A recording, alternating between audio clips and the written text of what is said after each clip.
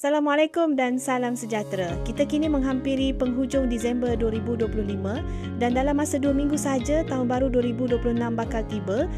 Bulan pertama tahun baru ini dijangka membawa beberapa bantuan penting kepada rakyat dan hari ini kita lihat secara ringkas apa yang menanti.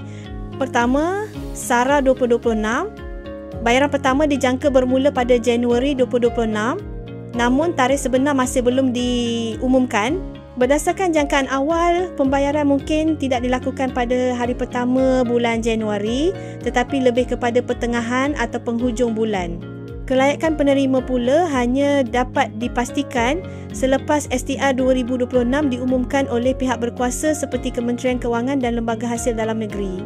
Beralih kepada fasa pertama STR 2026, walaupun memo rasmi belum dikeluarkan, bayaran dijangka juga pada Januari.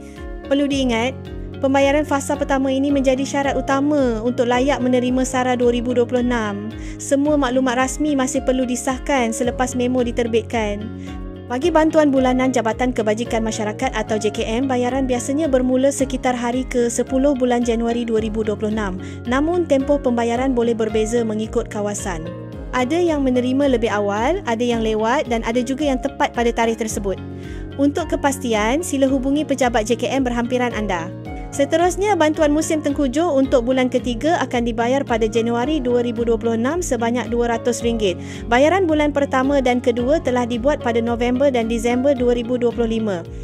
Bayaran terakhir dijangka pada Februari 2026.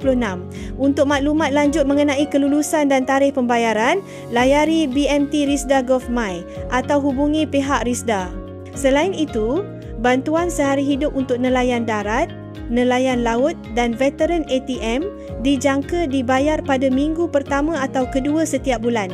Begitu juga bantuan awal persekolahan RM150 untuk murid darjah 1 hingga tingkatan 6. Bayaran dijangka diserahkan secara tunai melalui pihak sekolah pada minggu kedua Januari 2026. Sekolah akan menjadi saluran rasmi dan pembayaran tidak lagi masuk ke akaun bank. Pastikan hubungi pihak sekolah untuk tarikh tepat. Bagi program Sentuhan Kasih Rakyat Sabah 2026, maklumat rasmi masih belum dikeluarkan.